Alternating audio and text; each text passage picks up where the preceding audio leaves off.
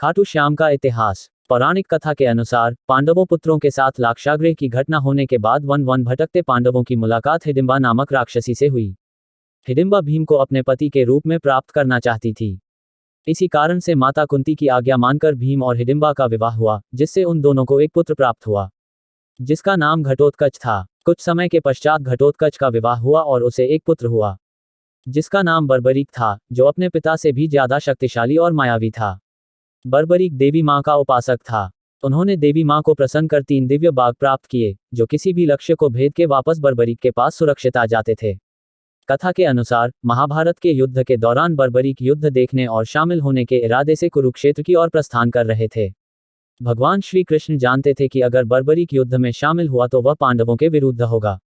इसी कारण से श्री कृष्ण बर्बरीक को रोकने के लिए एक गरीब ब्राह्मण के रूप में बर्बरीक के समक्ष खड़े हो गए और उनसे पूछा कि तुम कौन हो और युद्ध भूमि कुरुक्षेत्र क्यों जा रहे हो। जवाब में बर्बरीक ने बताया कि वह भी एक योद्धा है, जो इस युद्ध में शामिल होना चाहता है। इसी कारण से मैं युद्ध भूमि जा रहा हूँ। श्री कृष्ण ने उसकी परीक्षा लेने के लिए एक बाण चलाने को कहा, जिससे पीपल के पेड़ के सारे पत्तों में छेद हो गया सिवाय एक पत्ते के, जो कि श्री कृष्ण के पैर के नीचे था।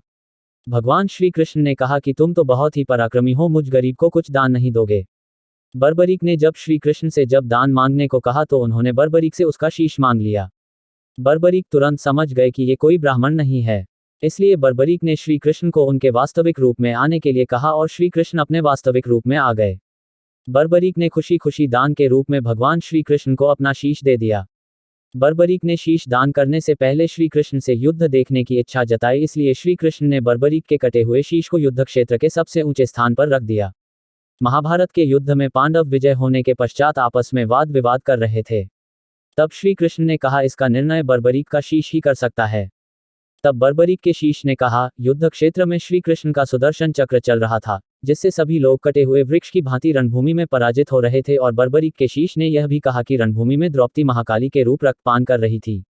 इससे श्री कृष्ण प्रसन्न होकर बर्बरीक के कटे हुए शीश को वरदान दिया कि कलयुग में तुम श्याम नाम से पूजे जाएंगे और तुम्हारे स्मरण मात्र से भक्तों का कल्याण होगा और साथ ही उन्हें धर्म, अर्थ, काम और मोक्ष की प्राप्ति होगी।